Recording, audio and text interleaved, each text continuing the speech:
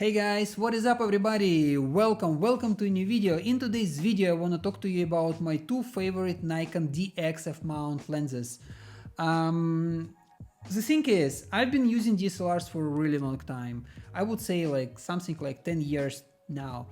And when I first came into the DSLR world, I was just thinking, okay, I'm gonna just shoot regular photography because smartphone photography was not in a place back then, and you needed some camera, to start shooting. And I got into the Nikon. So being with Nikon over this like 10 years, photography became more like how I'm gonna spend like some free time on Sunday. Like, why don't I go out and take some pictures, right?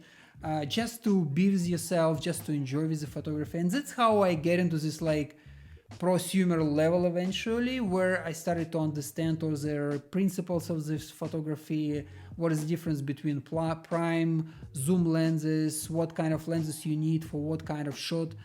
And that actually helped me a lot, because once I'm getting to know it with all my projects which is going in my business life, I started to understand that now I can negotiate with a photographer or cinematographer whenever we shoot in promotion, or whenever we're doing some commercial photography for our new product or project. I understand that now I can easily explain what I want, and then those guys, they can execute it even much better, because now I kind of like can deliver what I want, right? And I can negotiate in the same language, so I can understand what they want to do, how they want to do. Actually, I'm learning from them a lot, like during this communication, and that was really nice. But we are moving towards a video age or video era where we always need to shoot video, and with the Nikon it was really hard to do any kind of like videography, because Nikon is being known for not that much good autofocus, right, in comparison to what we have like on Sony platform.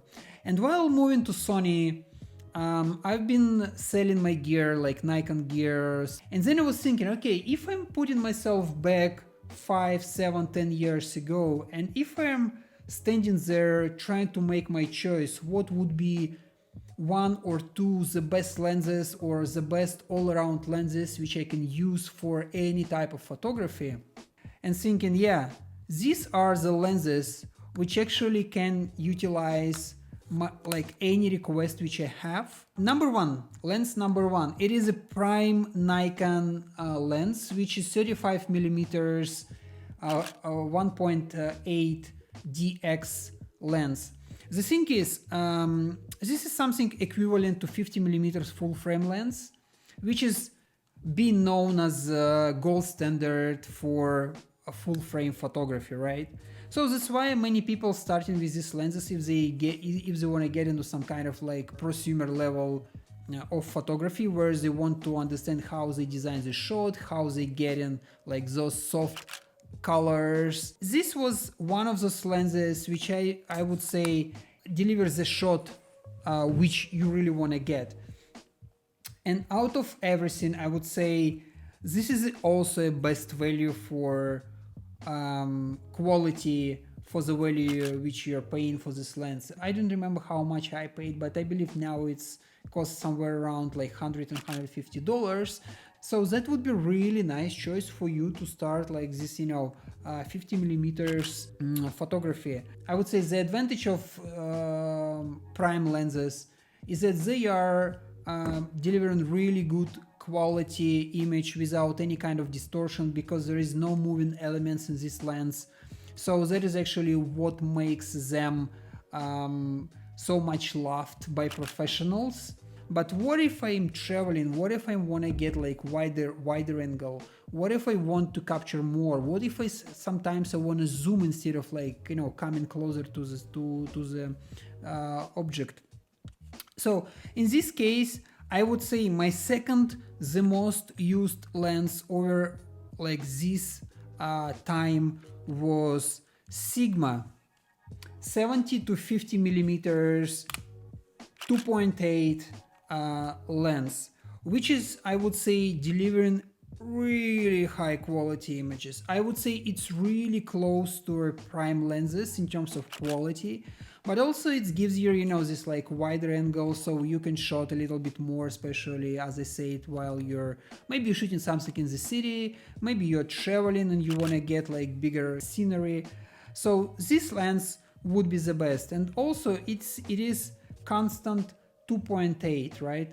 So that would give you really good bokeh background, it will give you really nice colors. If I must to choose just one of those lenses, I can go either way, like, you know, this one or this one, because they're so much equal in quality for me, from my point of view. But same time, this is a prime lens, which is, I don't know, it's light, it's compact, it's delivering like really good quality for cropped sensor on Nikon. This one, like on the other hand, this one a little bit, it has zoom, but quality of the picture the same as a prime lens. But the only disadvantage or downside of this lens, it's really bulky. Like this is heavy. It's like, yeah, it's like 2-3 times heavier than this one.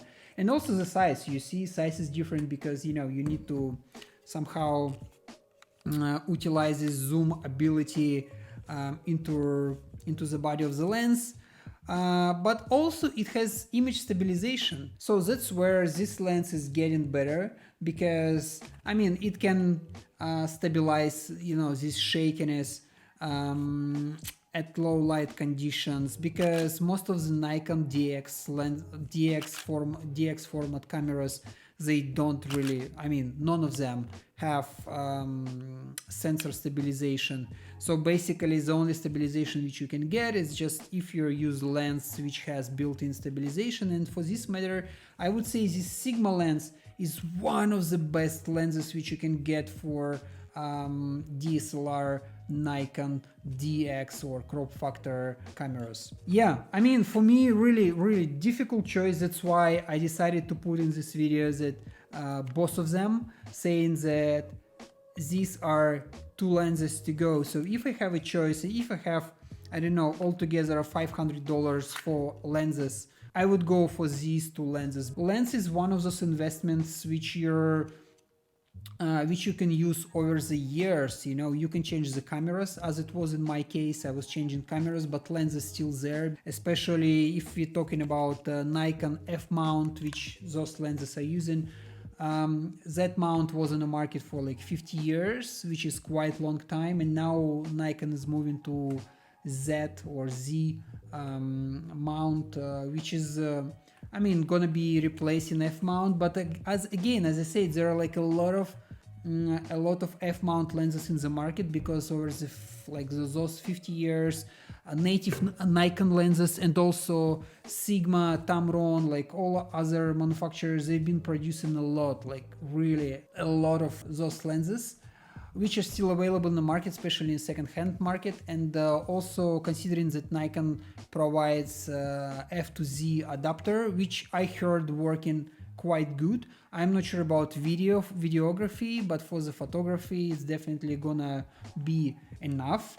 So if you have one of those adapters and you're using mirrorless Nikon camera, I believe those two lenses would be I know either of them will be the best choice for you.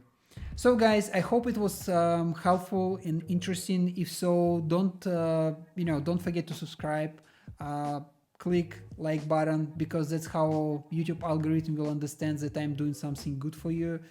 And also, if you don't like something in this video, put it in the comment section below so I can get better. Thank you so much for watching, and I'll see you in the next one.